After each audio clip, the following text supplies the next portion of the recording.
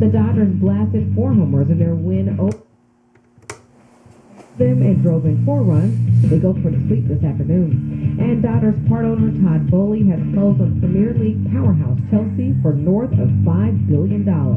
I'm Misty Jordan. Do you need new blinds or shades? Blindster offers custom-made blind shades and shutters shipped directly to you at prices less than big box retailers. Visit Blindster.com now to save 50% off during their Memorial Day sale. Sale ends soon, so shop today. Blindster.com.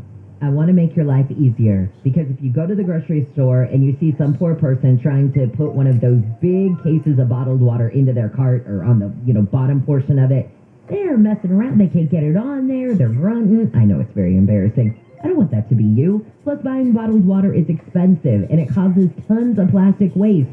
So give yourself a break and just get a LifeSource whole house water system, because when you do, you'll enjoy delicious quality filtered water coming out of every faucet in your home with no maintenance. These puppies are maintenance free. So with the LifeSource water system, there's no salt to change, no filters to change. Plus, you're going to reduce your hard water problems and your scale buildup when you get a LifeSource water system. And when you shower with a LifeSource water system, your skin and your hair are softer because you get rid of all the harsh chemicals like chlorine and chloramines with the LifeSource whole house water system. So own a brand new LifeSource water filtration system for as little as $86 a month on approved credit with their easy and convenient payment plan. Call them at 800-803-2696. That's 800-803-2696 or visit LifeSourceWater.com. LifeSource Water, taste and feel the difference. I never appreciated what I had grown up. In short, I was an ingrate. Hello, I'm John Okoyan, founder of Rooter Hero Plumbing. I used to take everything for granted. I assumed my father would live forever. He didn't.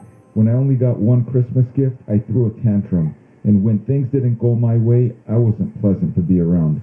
Today, I keep a gratitude journal. I'm grateful for my family for the love they give me, my successes, and my failures for the lessons they teach me.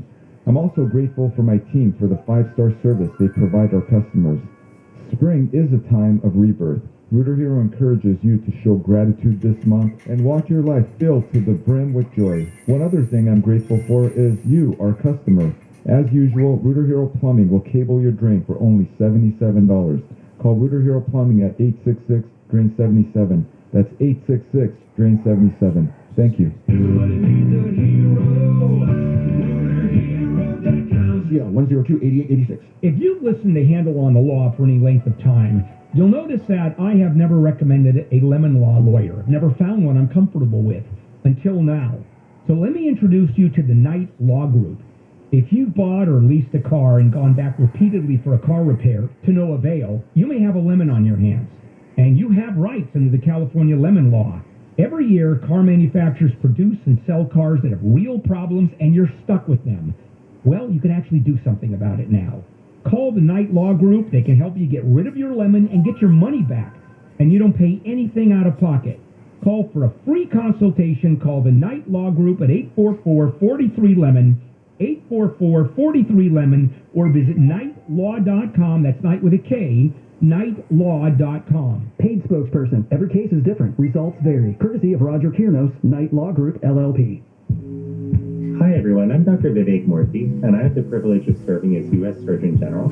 I'm proud to join the Child Mind Institute for their Dare to Share campaign, because one of the biggest barriers to mental health care in our country is the stigma associated with seeking help is to be human, and that we all have the power to help each other heal. If you or a young person you know is struggling, please visit childmind.org for help and resources. Portions of the following program were pre-recorded. KFI AM 640. The news. What it means. Why it matters. I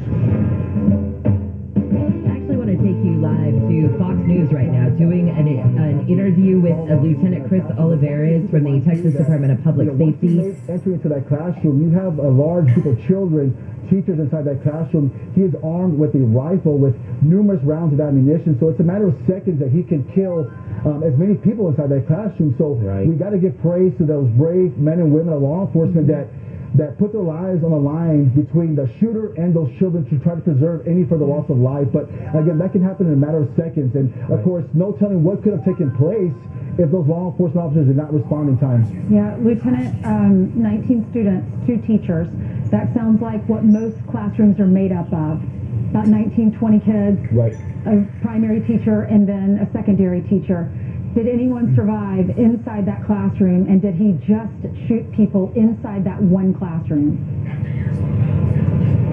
Right, so what we do know right now is that he barricaded himself inside that classroom, and then again, just having no regard for human lives, just an evil person, just shooting numerous children, teachers that were inside that classroom. We do know that there was multiple children that did survive, that were injured. I do not have the exact number at this time, but we will continue to provide updates as we continue this investigation. Any idea, Cass, one more follow-up, Sure. any idea if he was planning on going into that classroom, or did he just happen to have a car crash right next to the elementary school, and he was mad, he just killed his grandmother, and then he ran in?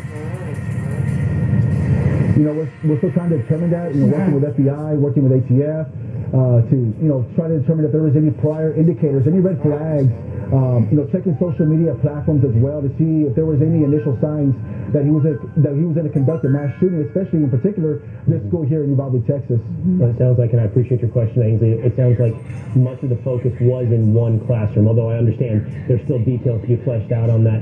Can you tell me, Lieutenant, about the role of the killing of his grandmother? Was that something that took place at his home and then he took off in his car? Was she in the car? I haven't been able to place that particular moment and what it may or may not have led to in this larger picture. Right, so that was the initial event. So these are two separate events. We have the domestic disturbance that occurred between the shooter and his grandmother inside the residence where this shooter was residing with his grandparents. He did shoot his grandmother. The grandmother right now is in critical condition.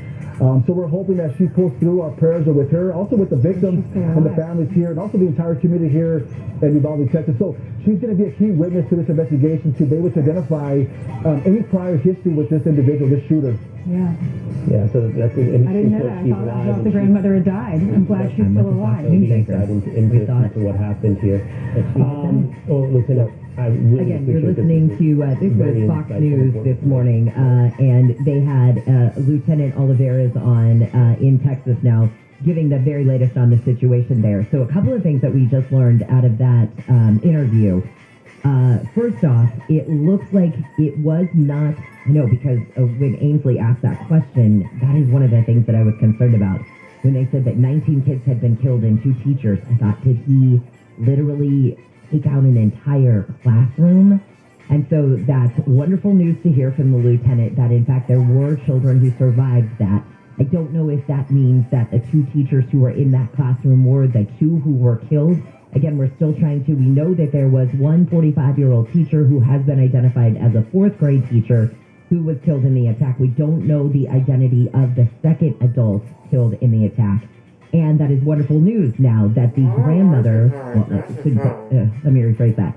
It's wonderful news that she is alive. She is in critical condition, though. And this, of course, we were just recapping for everybody here, the shooting that took place in Uvalde, Texas yesterday, where 19 kids were killed and 2 adults were also killed in the shooting at an elementary school. As far as the grandmother goes, I brought this up earlier when I thought that the grandmother had passed away, that it was bad for the investigation that the grandmother had passed away, on top of it just, of course, being a loss of life, but they would not have an opportunity to find out what sparked this. They wouldn't have an opportunity to find out why he was so upset, why he shot the grandmother, why he went on this rampage, and if there were any signs in the home. Now, when one of the anchors there mentioned that, or asked, what precipitated this, was the grandmother with him, those sorts of things. This is where Fox and ABC News differ just a little bit. According to ABC News, when we spoke with Jim Ryan earlier this morning, who's on the scene in Uvalde, Texas, that the shooting of the grandmother happened, and then the grandson took the truck, put his ammo in it, put his guns in it, and then took off. And again, we're still trying to figure out, did he crash? Apparently he had trouble driving the truck. So they said he had trouble putting it in gear, which makes me think, okay, it was a stick. He didn't know how to drive a stick. Finally gets it in gear, he drives away. Then he crashes it into a concrete drainage ditch kind of thing. Was that intentional? Did he plan to go into the school? Or did he just crash and went, well, there's my first target, it's a school, I'll go in there? That we won't know. But like the lieutenant was saying, it's his social media that'll probably give us that information. And then, though, when it comes to who did he live with, because when you go back to a situation like this, you have to start asking the questions. What signs were missed along the way? What did the adults in his life maybe dismiss or not see? Things like that. And so the fact that he killed his grandmother, did he live with his grandparents? We now understand from the lieutenant, yes, he did. Were his parents also in that house? That I don't know. I don't know anything yet about the parents. There's been no concrete evidence as to whether or not they were a part of his life. But at least we've got some new information this morning that will give us an update on that. We're also waiting for the actual news conference to happen from investigators so that we can get the latest on the investigation overnight. And then at 10 o'clock this morning, so Gary and Shannon time, Governor Abbott of Texas is also expected to make a news conference on this story.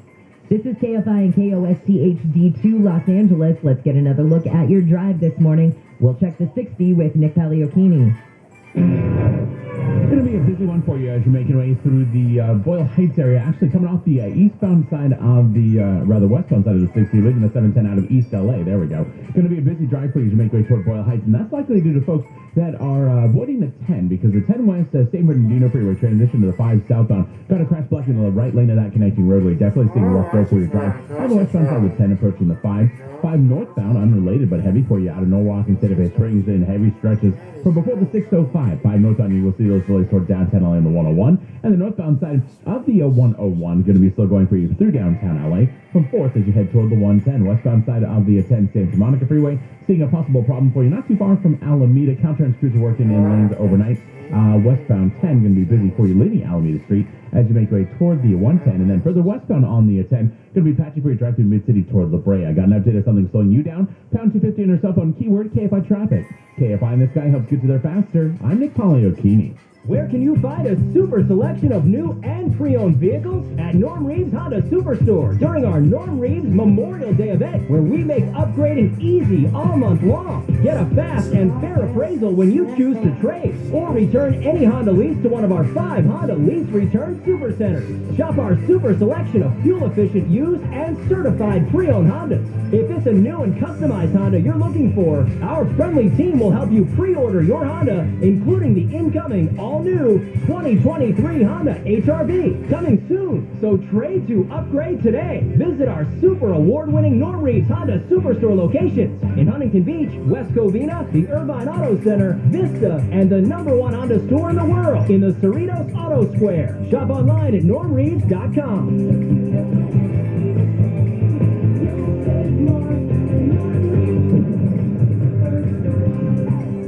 As for Global Honda New Vehicle Sales 2021. You know, every 3 seconds there is a new victim of identity theft. A criminal could be applying for loans in your name, selling your personal information on the dark web. Now, protecting your identity can be very easy thanks to LifeLock by Norton.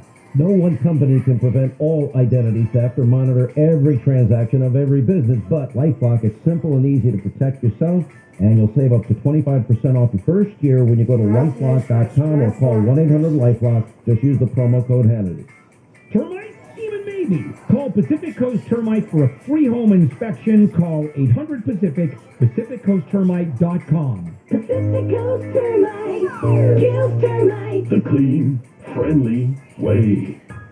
Get a rebate to remove your lawn and put in California-friendly plants. For water-saving tips, go to BeWaterwise.com.